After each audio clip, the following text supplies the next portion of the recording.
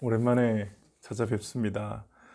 청소년 매일 성경 큐티, 아이고 많이 지났네요.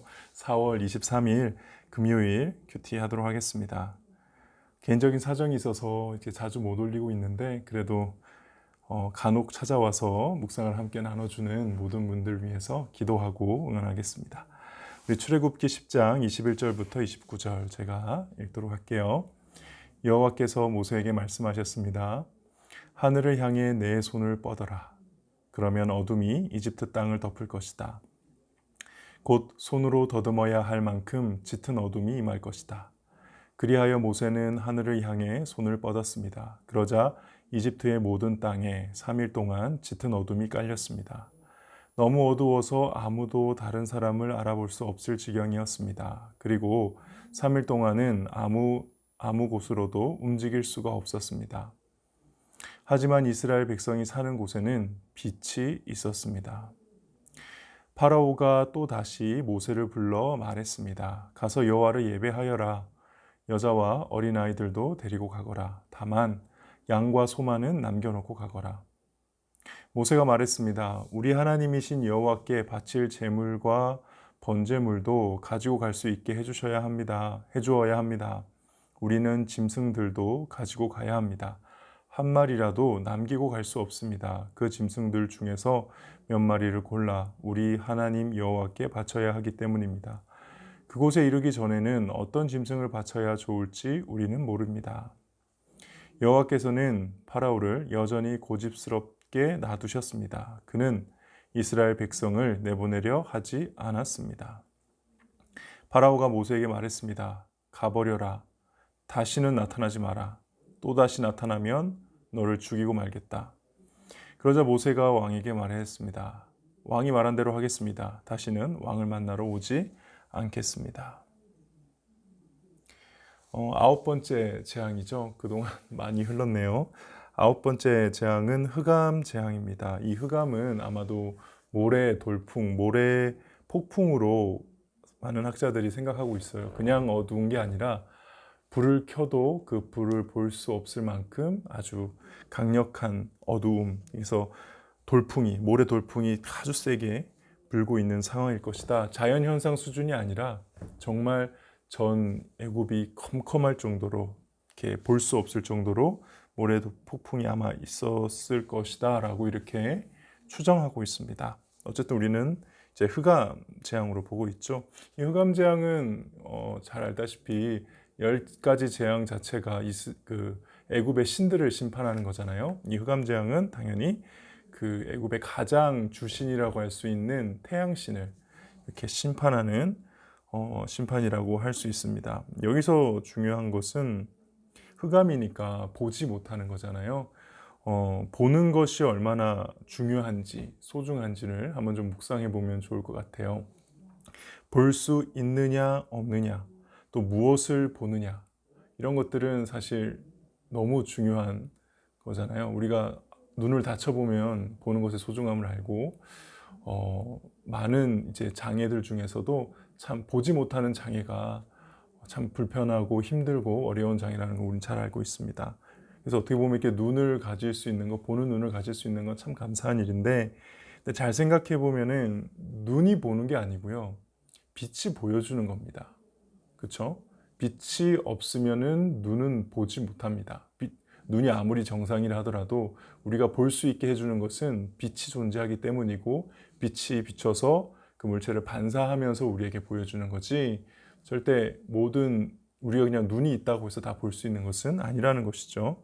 그래서 본다는 것은 눈에 달린 것이 아니라 빛에 달린 것이다. 그래서 오늘 이 23절 말씀 뒷부분에 보면요, 이스라엘 사는 곳에는 암흑이 없었다라고 얘기하지 않고 빛이 있었습니다 라고 표현을 해요. 그렇죠? 그들은 볼 수 있었는데, 그들이 볼 수 있었던 것은 암흑이 없어서 그들이 눈으로 볼 수 있었다가 아니라 그들에게는 빛이 있었기 때문에 그들이 볼 수 있었다. 그러니까 내가 보는 게 아니고 보여주기 때문에 보는 것. 근데 인생이 많은 부분이 이렇습니다. 대부분 자기가 자신의 노력과 자신의 실력으로 다 한 줄 알고 살고 있죠. 그러나 곰곰이 보십시오.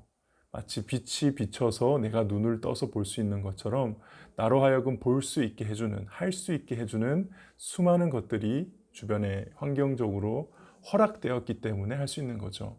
내가 공부를 잘하는 것도 좋은 부모님 만나서 좋은 학원 다니고 어렸을 때부터 교육을 잘 받았기 때문이지, 또 내가 또 지금 부모님과 다른 정말 힘든 부모님을 만났다라면은 지금처럼 살 수 있었을까 생각해 보시기 바랍니다. 우리가 지금 누리고 있는 많은 것들은 사실은 우리가 우리의 가진 능력으로, 실력으로 얻어낸 것, 당연히 받아야 되는 것들이 아니고요. 많은 것들이 은혜로 주어진 것. 오늘 이 빛이 비춰서 보게 한 것처럼 하나님이 할 수 있도록 허락해 주신 것들이 많다는 겁니다.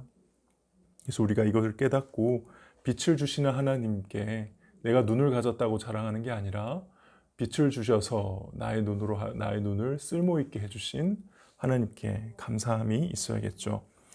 끝까지 빛 때문에, 빛으로 인해서 자기가 볼 수 있게 됐다라는 걸 깨닫지 못한 이 바로의 모습을 보면요, 마지막이 참 가관입니다.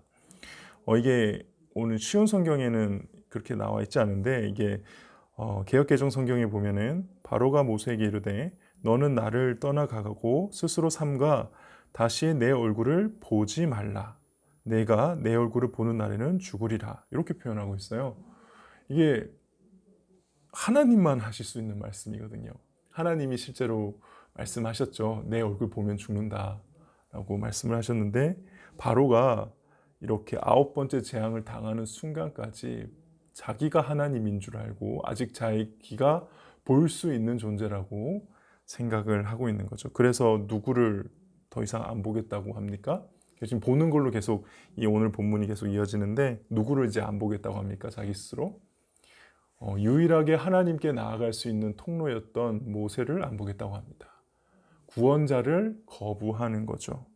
끝까지 자기가 다 한 것이라고, 자기가 다 보고 자기의 능력으로 사는 것이라고 착각하며 사는 사람들은 첫 번째 하나님을 이렇게 모욕합니다. 자기가 하나님이라고 생각하고, 두 번째는 자기에게 주어진 구원의 길을 자기가 스스로 걷어차는 것이죠.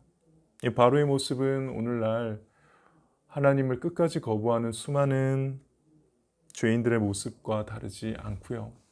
우리가 절대 따라가서는 안 되는 잘못된 모습인 것이죠. 우리는 절대 하나님 앞에서 겸손해야 되고 곰곰이 계속 생각해 봐야 돼요. 이것도 하나님의 은혜로 가능한 거였구나. 시험 성적이 잘 나왔다 하더라도 내가 잘했다라고 생각하지 마시고 곰곰이 돌이켜 보십시오. 공부할 수 있도록 상황과 환경을 허락해 주신 하나님, 아프지 않도록 지켜주신 하나님, 나의 공부를 지원할 수 있도록 부모님을 계속 부모님의 그 재정적인 부분들을 보호해주고 지켜주신 하나님, 여러 가지 하나님께서 해주셨기 때문에 가능했던 것이 많습니다. 우리가 숨 쉬는 것, 심장 뛰는 것, 이거 다 하나님이 해주시는 거잖아요.